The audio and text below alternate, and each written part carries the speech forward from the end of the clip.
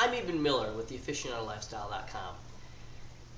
This last week, there was a death of a major icon in the cigar and tobacco leaf industry.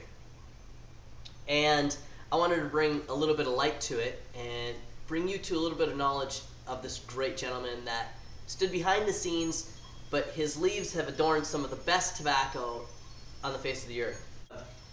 One of the things you want to know about Alejandro, and I did a little research here over the last couple of days just to make sure I got it all right. He lived to be the ripe old age of 91 years old. And like I keep on saying, it goes to show that cigars have tremendous health benefits as you grow along. Now, take this into account. He didn't start smoking when he was 60. He didn't start smoking when he was 40. He didn't start smoking when he was 20. He had his first cigar when he was 9 years old. And a year after he had his first cigar, he started working in his family's fields and has been in the cigar industry for the majority of his life, all the way until his passing. He's a Cuban tobacco provider, so you must understand his origins as a tobacco provider, and his family as a tobacco provider has been very, very important for us as cigar connoisseurs and aficionados. Robiana was, of course, blessed with a great-grandson who is taking on the family business, and Hiroshi is doing a wonderful job as he, of course, his father was getting up there in age, his grandfather is going up in age, is that he's taken over the business and has been doing an amazing job continuing the wonderful fruits of their labor and giving us some great cigars around the world. One thing that's really great about Alejandro Robiana is that he was a Cuban national, as has been, and even after the embargo and Fidel Castro took over, he stayed an independent tobacco grower. And this is amazing because, of course, of time of communism in Cuba, that to stay independent was very difficult. So much that their tobacco is so great and seen as such a greatness that in the mid-90s they were given the #1 tobacco grower of Cuba. And that award was handed to Alejandro by Fidel Castro himself.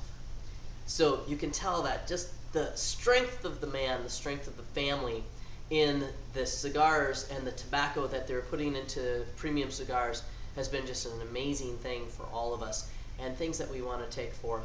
Understanding that Hiroshi's doing an amazing job coming along as his grandson, and he's been doing some amazing things, bringing the company into the new future. With Alejandro being 91 years old and smoking, it must be, 82 years of his life.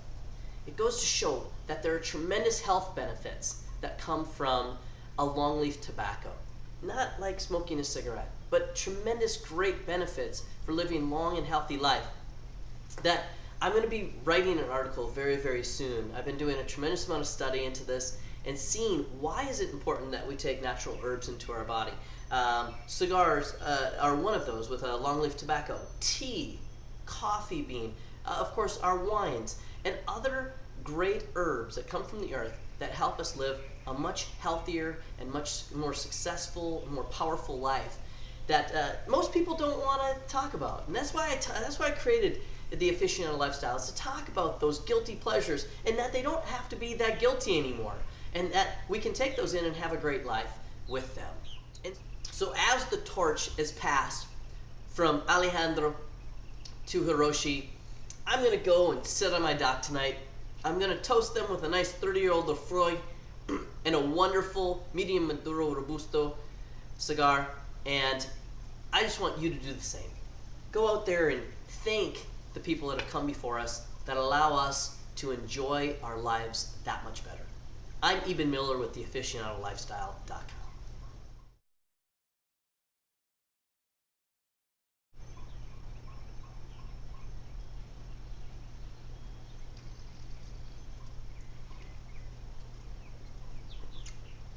Oh, that's good. A Cuban tobacco provider, and so don't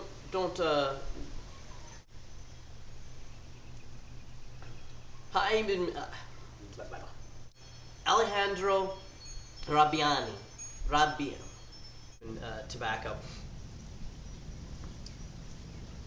One thing that's really great about one thing that's really great about Alejandro Robiana,